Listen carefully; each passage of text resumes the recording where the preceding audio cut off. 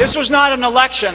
This was a revolution. This is retired Lieutenant General Mike Flynn, a one-time Army intelligence officer whose loyalty to Donald Trump likely will catapult him to one of the most important jobs in the Trump presidency. This is probably the biggest election in our nation's history since bringing on George Washington when he decided not to be a king. Flynn is controversial in military circles after several jobs dealing with Middle East terrorism. In 2014, he was pushed out as head of the Pentagon's Defense Intelligence Agency. One official who served with Flynn at the time tells CNN there were ongoing tensions. Flynn wanted more authority. Wow. After forced retirement, Flynn appeared to change. Two senior military officers who served with him tell CNN. They describe a somewhat bitter officer who adamantly believes President Obama isn't paying enough attention to the ISIS threat. We must regain our ability to truly crush our enemies. The question now, can he operate on a global scale? He's going to have to expand his skill set after a 30-plus year career of dealing primarily in the military element of national security. Flynn will have to work well with the rest of the Trump team. There's a whole lot of pieces of input that come into decision-making rather than just the one you're providing. But ultimately, the new commander-in-chief will still set the tone in national security. But just what is Trump still trying to tell the Pentagon? We have great generals. You said you knew more than the generals about ISIS. Well, I'll be honest with you, I probably do, because look at the job they've done. Okay, look at the job they've done. They haven't done the job. I want to bring in CNN military analyst Lieutenant General Mark Hertling and Lieutenant Colonel Rick Francona, who joins us via Skype. Gentlemen, thank you so much. I really appreciate this. General Hertling, you first. Give me your initial reaction to Donald Trump offering Flynn the National Security Advisor job. It can't be taken in isolation, Don. I mean, it's an interesting pick. Mike Flynn is a very passionate, energetic, and devoted guy to Mr. Trump, but it's the better thing to look at is what's the rest of the national security team going to look like? Who's going to be the Sec State, Sec Def, CIA chief, other cabinet members? They're going to play a role in determining America's national security, not just in a military sense. Who would have the most and influence not just here, against though, ISIS, but against a lot of other people. I'm sorry. Who would have the most influence here? Well, Flynn sets the agenda for the primaries committees and the NSCs. So he's the guy that literally tees up the discussion for the president, and that's the thing. He's probably going to be the youngest guy in the room. He may have a whole lot of experience fighting Al-Qaeda and even tracking ISIS, but he's not going to have a whole lot of experience in some of the other areas that contribute to national security. There's, ISIS is about fifth on a list of 10 things that are influencing America's security right now, and he's got to expand his portfolio quite a bit. Colonel Francona, you have a different view of General Flynn. Tell me what you think.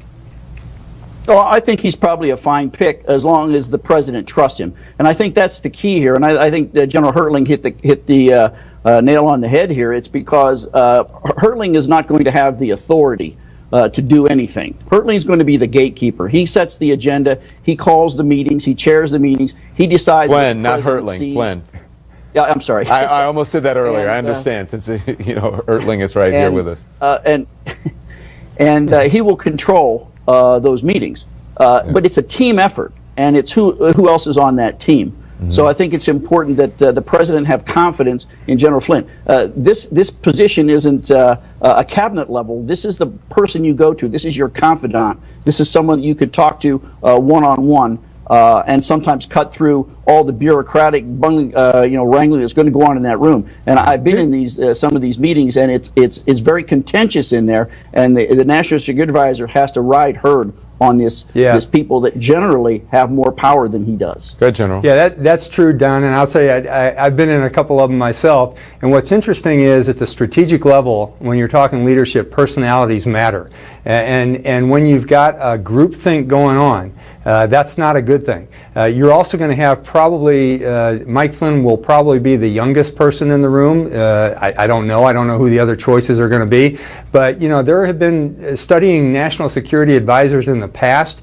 Each president has used them differently. Mr. Trump may have his own style, but speaking truth to power in that kind of a scenario with a lot of folks with big egos and a lot of agendas, especially when you're talking about some people that may not trust each other all that well, that's going to be very challenging. General Hertling, what will Russia and Ukraine think about General Flynn in this top post?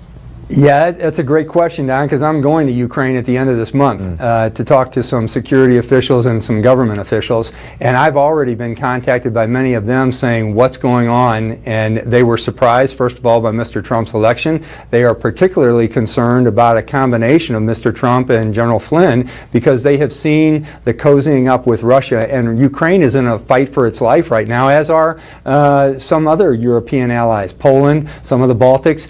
They are very concerned about Russia. They want to keep the sanctions on Russia. They want to stop Russian expansionism. And I tell you, like many other presidents, I'm sure that Mr. Trump wants to reset the conditions with Russia, but you have to go about this very carefully. When he talked to Russia the other day, when he talked to Mr. Putin on the phone the other day, the reaction after that conversation in Syria was multiple bombings of Aleppo and a greater intensity by the Russian government against that nation. Colonel Francona, General Flynn is not shy about using the phrase that he uses radical Islam as terrorism. In the past, he has said Sharia law is spreading here in the U.S. He once tweeted this, that the fear of Muslims is rational. He also retweeted something about Jews that he later apologized for.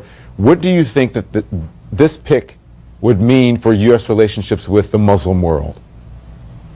Well, I think that we've got a problem right from the start. You know, it just exacerbates the problem that many people perceive that Mr. Trump has with the Islamic world and maybe the Muslims have with Mr. Trump. So this is not going to help that. But remember, as I said, he's going to be an advisor to the president. The president sets the agenda. The president sets the tone. The president makes the decisions. It's the advice he gets from his cabinet and also from General Flynn that will shape that. But I think they all need to turn in their Twitter handles.